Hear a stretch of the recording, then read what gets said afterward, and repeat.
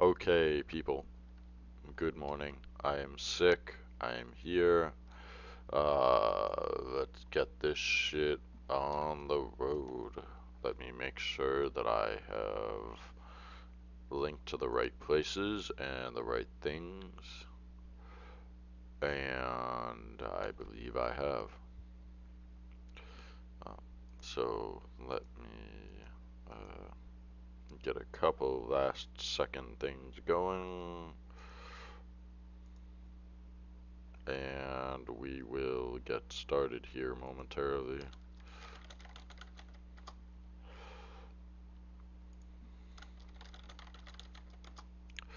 So, the first thing I want to go over here this morning is the concept behind um, the bearishness. So, let's go over some of the things I've seen and where they come from. The first thing I want to point out this morning is a predictable bearishness that's going on. Um, on Friday, we closed a record high of 427.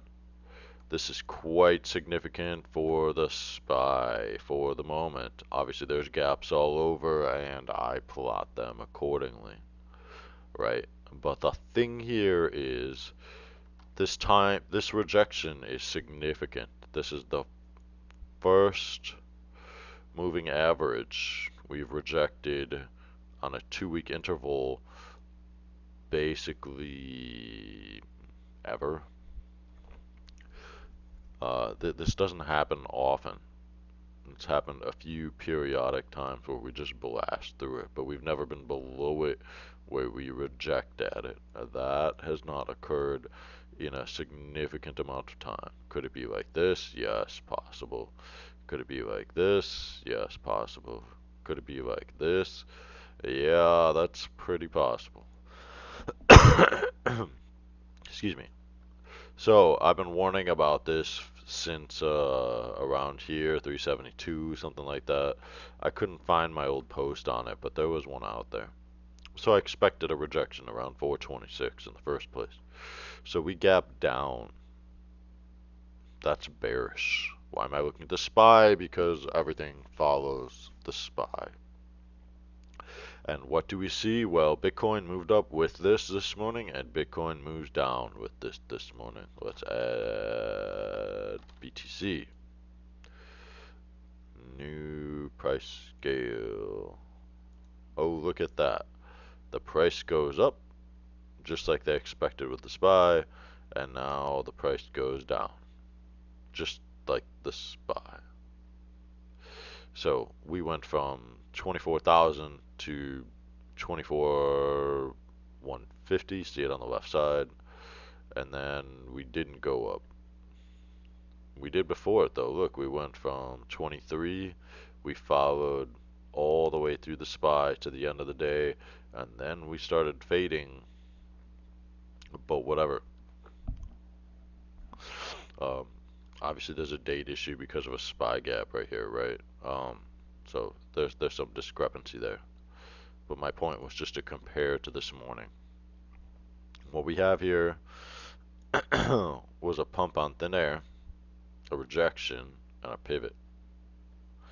And now we will go lower. See, here's our hourly. We filled the gap, we wicked, and now we're heading into making a hammer or a gravestone, depending on what's going to happen here. Let's go on to the next components of what is happening here, which is my list on the right side here. I'm sure you're all shocked to know that the DXY is now very bullish again after a few days of going down, which I warned people of. The DXY is so bullish that the only thing I have to say is it just became more bullish this week. Yep, not less bullish, more bullish. Let me get PTC out of the way. So the DXY overall is incredibly bullish right now. It's kind of bordering on parabolic moves, but nonetheless, it is what it is. Um, Looking at China, I don't know how anybody feels this could be bullish, but that's not my problem.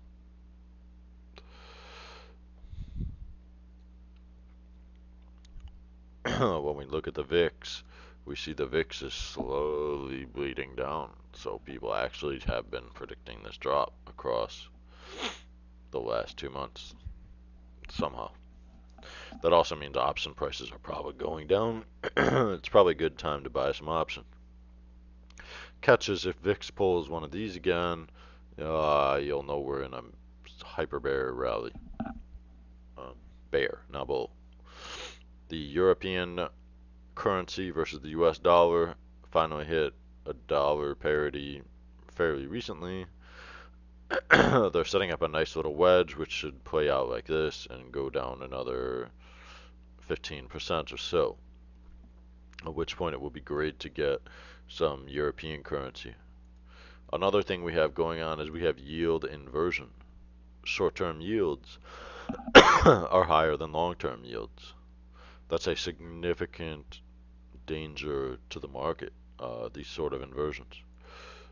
Oil, if oil goes up, that will be a significant concern. I think oil will go up at $62 or something like that. But for now, as everybody knows, gas prices have been going down with a little bit of relief lately. You can thank Biden for that, I guess, even though people love to call him Sleepy Joe. Yeah, he kind of fucking caused that. But, there are people out there who don't believe he can do anything, and well, not my problem. I'm not saying I care either way, but yeah. All right, so that's enough on oil, DXY, SPY. Let's go to what happened on the CME futures. This is where the real price data is. We do have a gap on CME futures right here. This has not been filled at 27K. I don't know why it's not showing up right now. Maybe it doesn't show up on the weekly at the moment. There's a gap. There's a gap. But we also have these gaps. 11, 2, 98, 9500. So there's some ugly possibilities ahead of us here. When you look at BTC itself, you see that on the weekly basis we have things crossing over now. We have things setting up for bearish movement, and if you look at BTC dominance, we might be beginning to see what hopefully will be like one of these, which would be a significant rally in BTC dominance, which would play out to the drop that is coming. That depends on everything else. Sorry. So looking at everything else, technicals and all that, it basically says BTC may be about to go down, but we haven't hit hash rate buy yet. We've got bearish MACD, so, and we've got bottomed out on the Stochs. So at some point within the near future, we could pivot. And if we pivot, along with everything else, considering the SPY is moving down, despite weekly, yeah. So here's SPY on the daily, looks strong, but that's because it hasn't taken over yet. What people are going to see is this happen. Once we go below 424 today, all hell's gonna break loose, and I can already see it coming. So you have the rejection up here, and then now you'll have a pattern like this. Wiggle, wiggle. It's gonna wiggle between those two a bit, maybe something like this, and then it'll drop to this one and wiggle a bit. Maybe it'll test it one more time up here, and then we fill this guy. That would actually be kind of bullish. The only problem is, yeah. So we do it again. We stay around here. We fill this sucker. Go like this again. Wiggle, wiggle. Fill this blooper. This is where people are probably going to figure out that, yeah, there's some problems ahead. Because you see how fast these filled here? It was a day on the upwards rally. It was a day on the downwards rally. That's a small move. But this, I think a week would be enough time. So maybe we'll see that fill today or tomorrow. I'm ready to find out. In the meantime, we also have Ethereum dominance. Ethereum dominance is now dropping. We could head and shoulders here and down. That's what I expect. World's biggest macro head and shoulders since April of last year, which coincides with the ETH release that's coming. Other things of note, we are heavily bullish on funding, which would add up. Ran is fairly bullish and pinned a bunch of stuff saying goodbye Bitcoin, and for once he's probably right on. For how long is yet to be determined.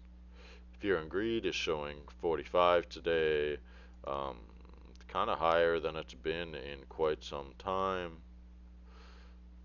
and we've been rallying since June. People have been feeling better, and now it's going to be time to come down. So Ugly Town is ahead of us here. Mt. Gox is coming. Don't forget about that. They're claiming $3 billion of BTC will be released.